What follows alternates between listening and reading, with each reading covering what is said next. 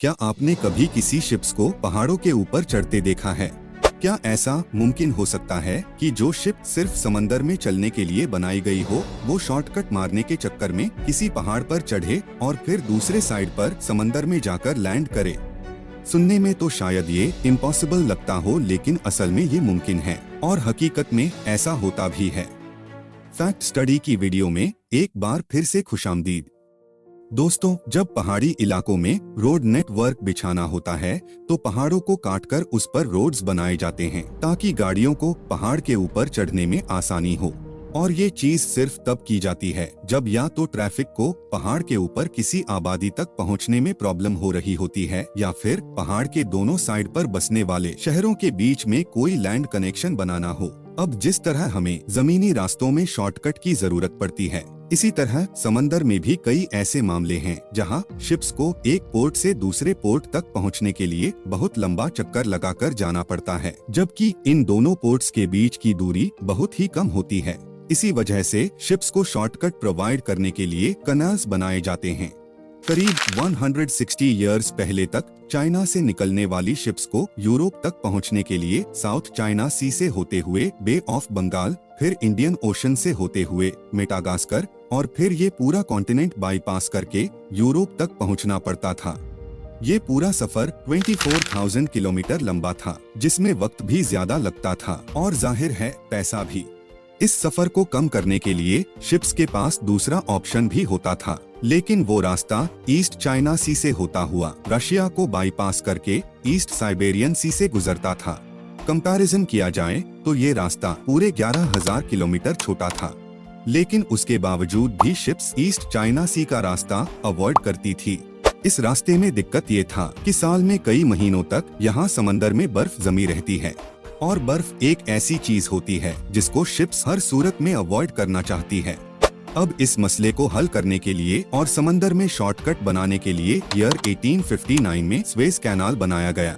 150 kilometre लंबे इस canal ने अरेबियन सी को रेड सी से होते हुए बड़ी आसानी से मेडिटेरेनियन सी से जा मिलाया, और जो सफर अफ्रीकन कॉन्टिनेंट से घूमकर 24,000 किलोमीटर में तय किया जाता था, वो इस स्वेज कैनाल के जरिए सिर्फ 13,000 किलोमीटर में पूरा किया जाने लगा।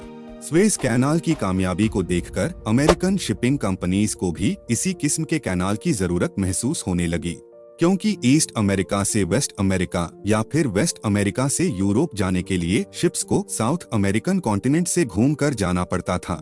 लिहाजा नॉर्थ और साउथ अमेरिका को कनेक्ट करने वाला ये लैंड कनेक्शन जहां पनामा मौजूद है, यहां भी एक कैनाल बनाने का फैसला किया गया, जिसको आज पूरी दुनिया पनामा कैनाल के नाम से जानती है। लेकिन स्वेज कैनाल की तरह पनामा से कैनाल निकालना कितना कठिन होगा, ये किसी के वहमोगुमान में भी नहीं था। जहां स्वेज में कैनाल को खोदना काफी आसान था, क्योंकि वहां की जमीन का लेवल समंदर के लेवल से सिर्फ चंद फीट ही ऊंचा था और वहां की जमीन भी रेतीली हुआ करती थी। वहीं पनामा में कैनाल को खोदना इम्पॉसिबल था, और इसकी सबसे बड़ी वजह यहाँ मौजूद ऊंचे ऊंचे पहाड़ और इन पहाड़ों के अंदर के ठोस पत्थर थे। यहाँ कैनाल खोदने का मतलब ये था कि 500 मीटर ऊंचे पथरीले पहाड़ों को समंदर के लेवल तक डीप खोदा जाए। आखिरकार ईयर 1876 में ये मुश्किल तरीन चैलेंज एक फ्रेंच कंपनी ने अपने सर ले लिए। कंस्ट्रक्शन वर्कर्स को न सिर्फ यहाँ पत्थरों को काटना था, बल्कि जंगल में मौजूद जहरीले और जानलेवा कीड़ों से भी अपनी जान बचानी थी।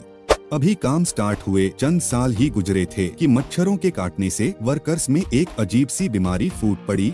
यह बीमारी इतनी खतरनाक थी कि एक एक करके वर्कर्स की मौत होने लगी, और मामला आखिरकार इस हद तक पहुंच गया कि 5,600 वर्कर्स इस बीमारी की लपेट में आकर अपनी जान से हाथ धो बैठे। फ्रेंच कंपनी बैंक करप्ट हो गई और प्रोजेक्ट को छोड़कर उल्टे पांव भाग निकली। ईयर 1904 में अमेरिकन जब यहाँ आए तो उन्होंने पनामा कैनाल की इम्पोर्टेंस को समझते हुए एक बार फिर से इस प्रोजेक्ट को कंप्लीट करने की कोशिश की।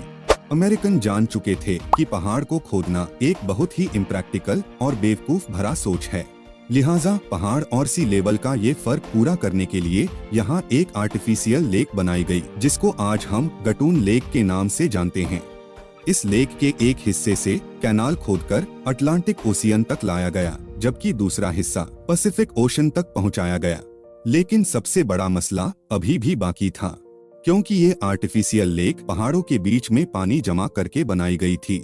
इसी वजह से ये सी लेवल से 85 फीट ऊंची थी। यानी अटलांटिक या पैसिफिक ओशन से शिप्स को इस लेक तक पहुंचाने के लिए 85 फीट की ऊंचाई तक चढ़ाना बहुत जरूरी था। अब आप सोच रहे होंगे कि ये कैसा पागलपन है। आखिर शिप्स कोई गाड़ी या ट्रक थोड़ी है कि वो किसी पहाड़ पर चढ़ जाएगी। शिप्स को हकीकत में यहाँ चढ़ाया जाता था और फिर वापस उतारा भी जाता था।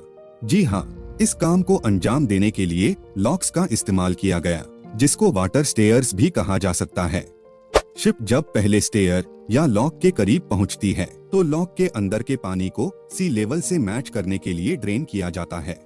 जब पहले लॉक का वाटर लेवल समंदर के लेवल जितना हो जाता है तो लॉक को खोल दिया जाता है और शिप अब पहले लॉक के अंदर चली जाती है। ये काम एक टग बोट या फिर टग ट्रेन की मदद से किया जाता है। शिप जब पहले लॉक में आ जाती है तो पहला लॉक दोबारा बंद कर दिया जाता है। इसी तरह पहले लॉक से दूसरे लॉक तक शिप को ऊपर चढ़ाने के लिए दूसरे लॉक का पानी ड्रेन होकर पहले लॉक में डाला जाता है। जब दोनों लॉक का वाटर लेवल बराबर हो जाता है फिर बीच का गेट ओपन हो जाता है और शिप अब दूसरे लॉक में पहुंच जाती है और इसके साथ ही दूसरे लॉक का गेट दोबारा बंद हो जाता है। इसी तरह लेक का पानी दूसरे लॉक में भरा जाता है और जब सेकंड लॉक का वाटर लेवल गटून लेक के लेवल से मैच कर जाता है तो फिर तीसरा गेट खोला जाता है और ऐसे शिप गटून लेक में तैरना शुरू हो जाती है। करीब 30 किलोमीटर चौड़ी लेक को पार करने के बाद एक बार फिर से लॉक्स का सिलसिला शुरू हो जाता है और जिस तरह शिप्स को ऊपर किया गया था उसी तरह अब लॉक्स को इस्तेमाल करके शिप्स को पैसिफिक ओशन के लेवल तक पहुंचाया जाता है। पनामा कैनाल इंजीनियरिंग हिस्ट्री का एक ऐसा जेवर है जिसके बिना आज शिपिंग इंडस्ट्री बिल्कुल खोखली है। इसके जरिए न सिर्फ वेस्टर्न यूएस पोर्ट्स यूरोप के करीब हो जाते हैं बल्कि ईस्ट यूएस पोर्ट्स भी एशिया के करीब हो जाते हैं। कार्गो शिप्स को ये फैसिलिटीज इस्तेमाल करने के लिए और महीनों का सफर दिनों में कंप्लीट करने के लिए टोल टैक्स भी अदा करना पड़ता है। हर 20 फुट कंटेनर के बदले $60 शिपिंग कंपनीज को टोल टैक्स की कीमत में अदा करने होते हैं। यानी एक एवरेज साइज की शिप जिसमें 15,000 कंटेनर्स होते हैं वो सिर्फ एक बार ये कैनाल इस्तेमाल करने के लगभग $9 लाख पे करती है, जो तकरीबन 7 करोड़ 50 लाख रुपए बनते हैं। पनामा कैनाल पूरी दुनिया की शिपिंग इंडस्ट्री के लिए इतना इम्पोर्टेंट हो चुका है कि नई मैन्युफैक्चर होने वाली शिप्स की साइज को पनामा कैनाल के इन लॉक्स की साइज के हिसाब से बनाया जाता है।